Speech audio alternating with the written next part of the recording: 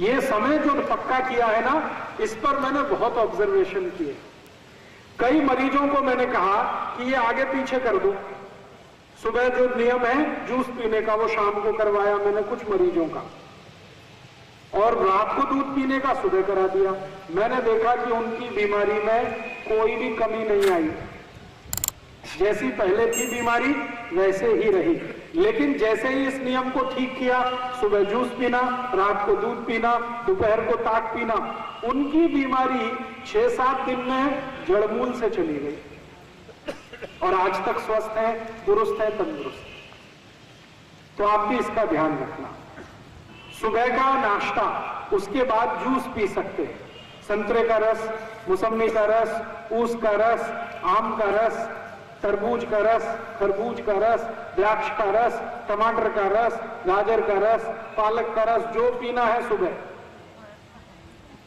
और दोपहर का जो खाना खाया है उसके बाद ताक, और रात्रि को जो पिया है, खाना खाया है, उसके बाद दूध।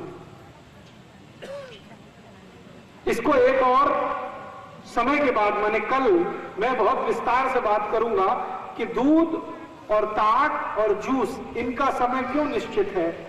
हमारे शरीर में 3 दोषों का हमेशा प्रभाव रहता है, वात का, पित्त का, कफ का। वात का प्रभाव जो होता है वो सुबह होता है सबसे ज्यादा, पित्त का जो प्रभाव होता है वो दोपहर को होता है सबसे ज्यादा, और कफ का जो प्रभाव होता है वो रात को होता है सबसे ज्यादा।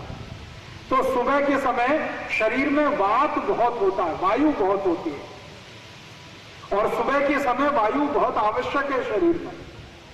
अगर वायु का प्रकोप ना हो तो आपको संडास नहीं होगी, और सुबह जिनको संडास नहीं हुई उनकी जिंदगी तो बहुत ही तकलीफ में आने वाली है। तो वायु का प्रकोप होने से ही मल और मूत्र दोनों शरीर के बाहर निकलते हैं। वायु है, उसके वेग से ही ये बाहर निकलते हैं। अगर सुबह वायु का प्रकोप ना हो तो ये मल और मूत्र निकलेंगे ही नहीं, और ये नहीं निकले तो शरीर में जहर ही जहर हो जाए। इसलिए प्रकृति ने बहुत सुंदर व्यवस्था की है। सुबह शरीर में वायु का प्रकोप है, तो वायु के प्रकोप को संतुलित रखे ऐसी चीज पीना सुबह सबसे अच्छा होता है। तो आप जानते हैं वायु को कौन संतुलित रख सकता है। एक उदाहरण से समझाता हूं। मान लीजिए 40 गांव में बहुत तेज आंधी चलती है, अंधड़ चलता है, और अचानक से बारिश हो जाए, तो शांति आएगी कि नहीं। वायु को शांत करने की ताकत पानी में है। तो सुबह चूंकि शरीर को वायु का प्रकोप बहुत है, तो उस समय आप जूस पिएंगे, जूस में सबसे ज्यादा पानी है, तो वायु शांत रहेगी।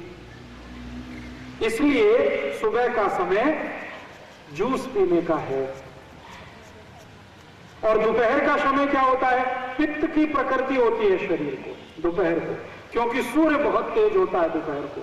सूर्य का पित्त के साथ सीधा संबंध है, सूर्य का अग्नि के साथ सीधा संबंध है। सूर्य जितना तीव्र होगा, पेट की अग्नि भी उतनी तीव्र होगी, और अग्नि जितनी तीव्र होगी, पित्त उतना ही तीव्र होगा। तो इसलिए दोपहर को पित्त को शांत करे ऐसी कोई चीज पीना बहुत आवश्यक है।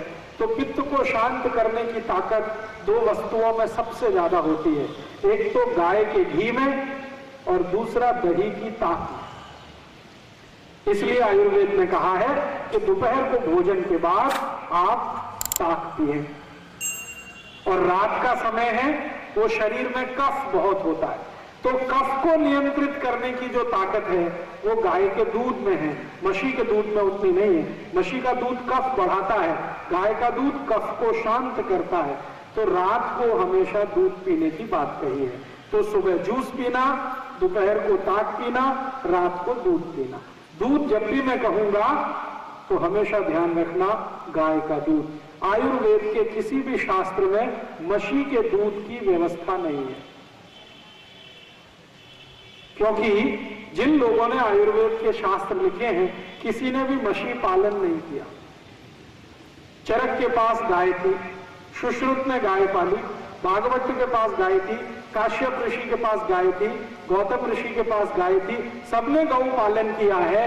मछली पालन सिर्फ यमराज ने किया है, और यमराज ने कोई शास्त्र नहीं लिखा है, वो तो मृत्यु के देवता है। इसलिए जहां भी दूध की बात आएगी आप ध्यान देना, वो गाय का ही दूध है। तो रात को पीना है वो गाय का दूध पीना है, मछली का नहीं पी लेना, नहीं तो मछली जैसे ही होने वाली है। हाँ,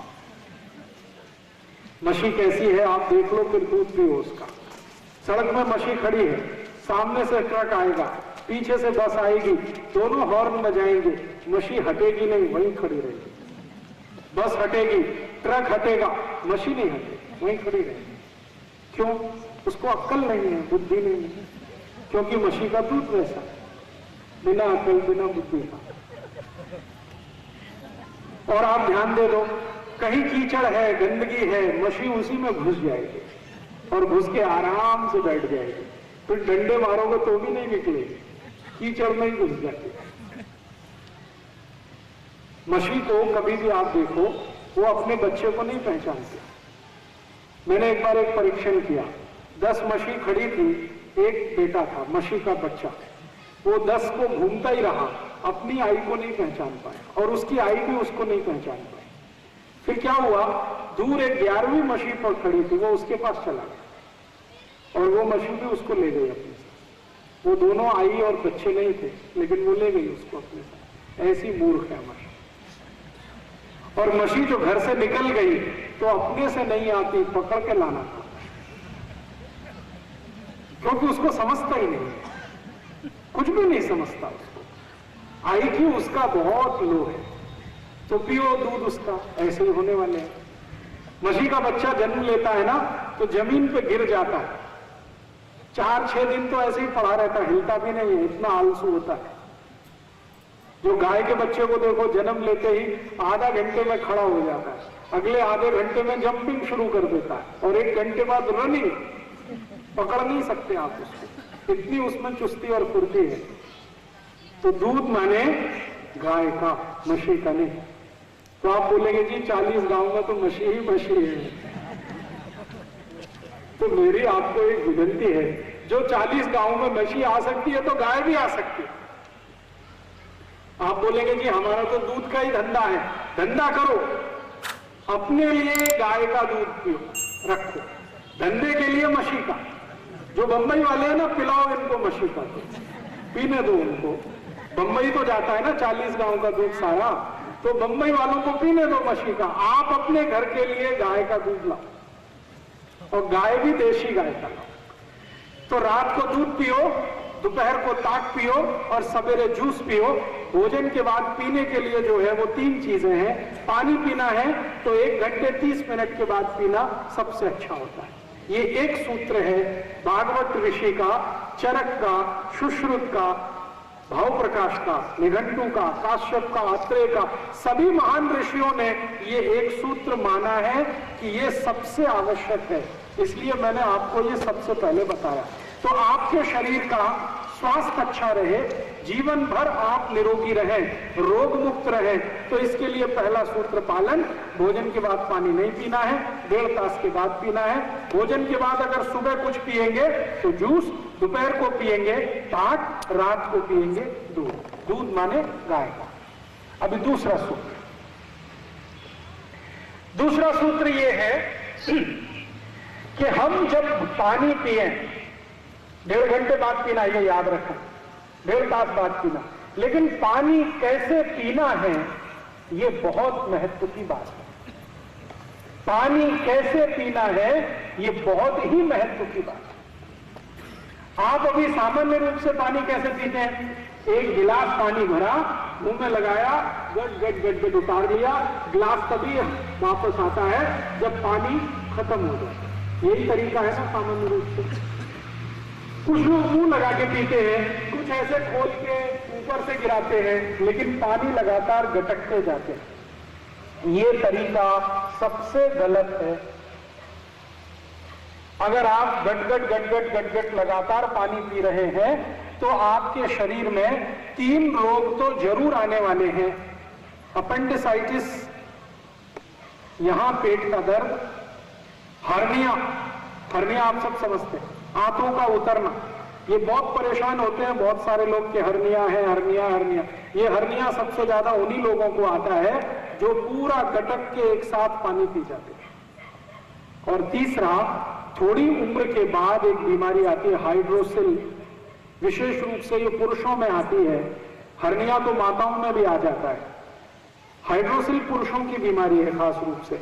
तो हर्निया, हाइड्रोसिल और अपेंडिसाइटिस, ये 3 रोग तो कंपलसरी गारंटी से आते ही हैं उन लोगों को जो एक साथ पूरा लोटा या गिलास पानी गटकते हैं। माने एक साथ पानी गटकना अच्छा नहीं है। तो आप बोलेंगे फिर पानी कैसे पीना है?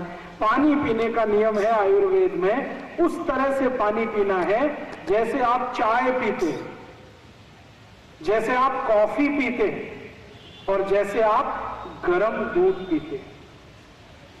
चाय कैसे पीते हैं? सिप करके, एक सिप लिया, फिर थोड़ी देर बाद दूसरा सिप लिया, फिर थोड़ी देर बाद तीसरा सिप लिया, इस तरह से सिप सिप करके चाय पीते हैं। ऐसे ही आप कॉफी पीते हैं और ऐसे ही आप गर्म दूध पीते हैं। तो जैसे गर्म दूध पीते हैं, जैसे चाय पीते हैं, जैसे कॉफी पीते हैं, पानी ऐसे ही पीना।